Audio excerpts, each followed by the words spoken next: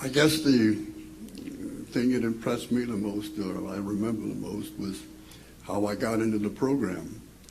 My wife and I went to the club one night at Forbes Air Force Base to have dinner, and the ex-director of operations was Colonel Bob Holbury, who ended up being the commander at 1129th up at Groom Lake. And he was down at Forbes. He was stationed up at SAC headquarters, chief of the Recon Center. And he invited me over to the table, my wife, and we had dinner. And he said, "You want to come work for me?"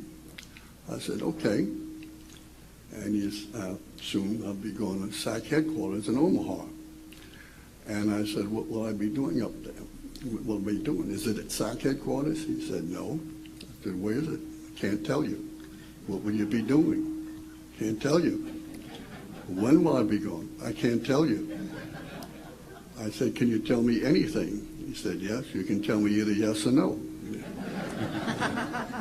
So I asked my wife, turned to Mary, and I said, "What do you think?" She said, "It's up to you." So I said, "Okay."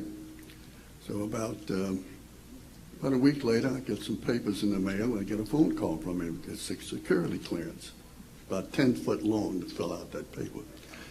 And he said, "Fill it out, send it back to my house in Omaha. Don't send it to the office." And I said, "Did."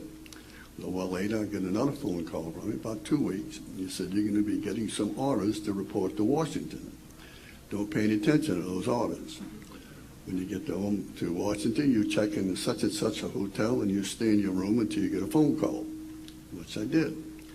The guy said, the phone rang about 8 o'clock. The guy said, "Pizzo?" I said, "Yes." He said, "Meet me downstairs tomorrow morning at 8 o'clock. I said, "Well, what do you look like?" or whatever. He said, "We know you." I said, "Okay." I did that the next morning at 8 o'clock. Stood out there, car comes up, 2 guys in it. One guy gets out and opens the back door. I get in, not a word was spoken. We drive around Washington, dump me off of this dilapidated building, go up to the 2nd floor. There's 5 people in there. Nobody talks to each other. They're in civilian clothes. And pretty soon, 5 people come in. They take each of us out, and we go through examination and testing and writing and talking to people, and end of the day we get into the black box and we told, "You're passed." Great, now we know what we're going to do. So we asked the sergeant who was doing it in the civilian what we were doing. Everyone's in civilian clothes. Didn't even know who they were. And I said, "What will we do? But you're in." So I called Mary and I said, "Congratulations, Mary, we're going." She said, "Where?" I said, "I don't know." Well, got back to the base, and pretty soon you said, "You're going to be getting some orders. Sell your house."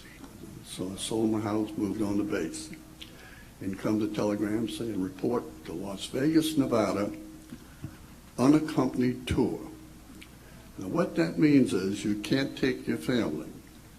Now we just sold a house, put her on a military base. I'm going to leave her, go to Las Vegas, Nevada. She's got to move somewhere, but she can't come with me to Las Vegas, Nevada, because that's all the order said was Las Vegas, Nevada. So I called Colonel Holbury. He says, "Oh, we'll get that changed." So we went to Las Vegas and checked in, never having the slightest idea what we'd be doing. Absolutely nothing. So it was a great surprise to me to get up to the Groom Lake and find out we'd be working on the A-12. And I'm wondering, what am I going to do on the A-12 since they don't have a navigator on an airplane? I found out later it was the most interesting job I ever had in my whole life. And it launched my career. Yeah, I enjoyed it so much.